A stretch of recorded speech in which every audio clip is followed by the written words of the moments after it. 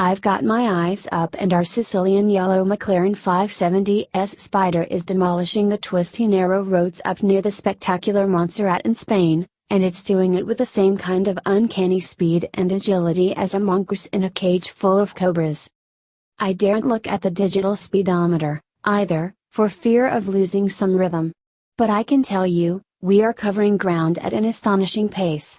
In fact, it's difficult to think of a more capable car with this kind of corner-conquering firepower. Only the Porsche GT3 RS and the now discontinued McLaren 675 LT come to mind. This kind of driving is addictive, especially in this car and in these parts.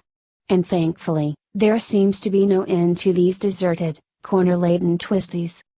Front-end grip on turn-in is simply astounding, and requires a full cognitive reboot in order to feel comfortable with this level of performance.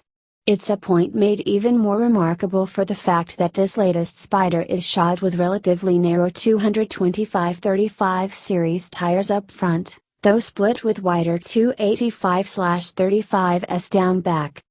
It's not a big footprint, as footprints go.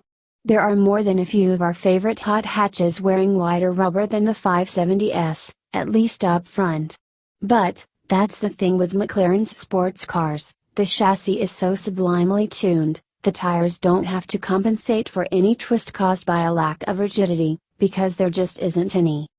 At least, that's the perception.